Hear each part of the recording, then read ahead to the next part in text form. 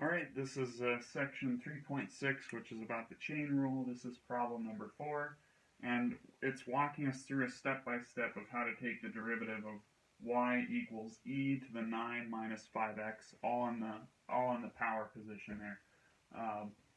So I like the way they're trying to teach us here, because there's a faster way to do it, and we'll go through that faster way.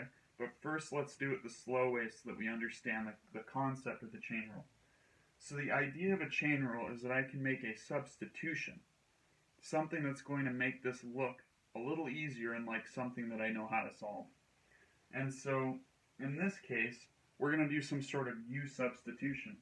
So I'm going to be picking part of this function and calling it u.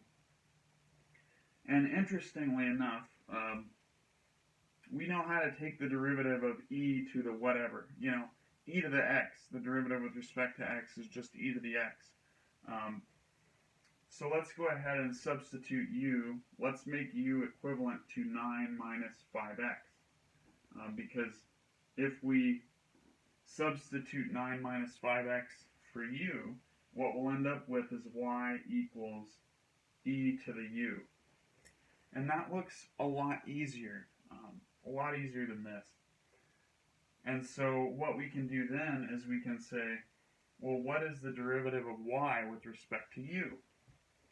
So we'll take dy, we'll take it with respect to u, so dy du, taking the derivative of this with respect to u, is equal to just e to the u, right? Because e to the x derivative with respect to x is just e to the x.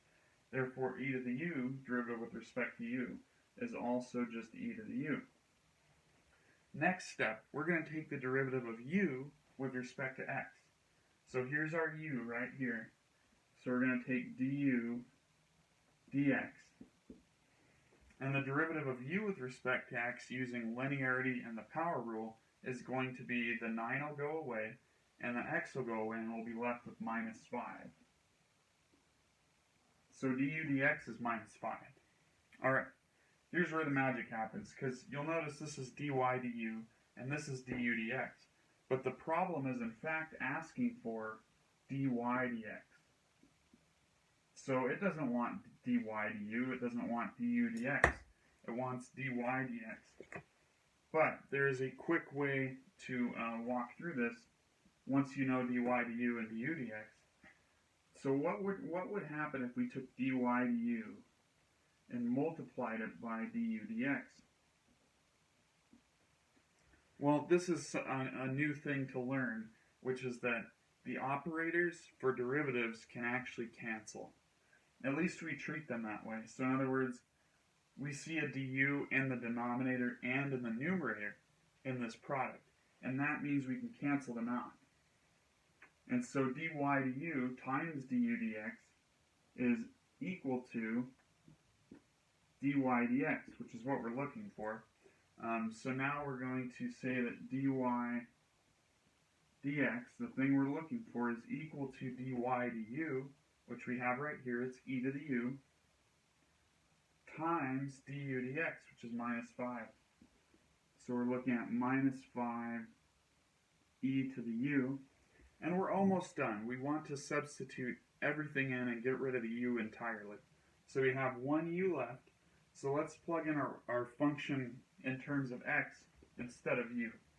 And that's going to give us minus 5 e to the 9 minus 5x.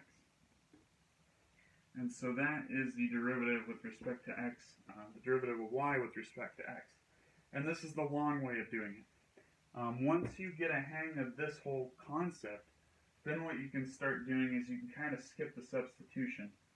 Now, if the problem's really hard, I recommend doing the substitution.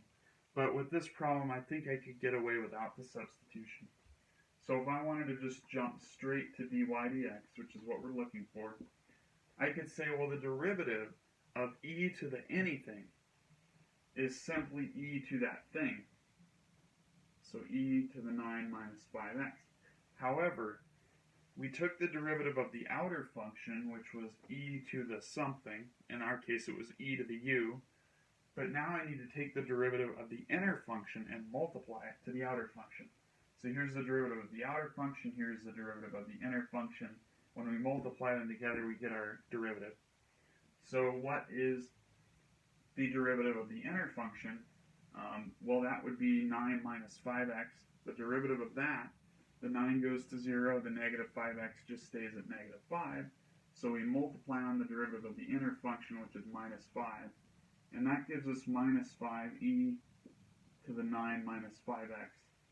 And that is our derivative the short way. You get the same answer either way.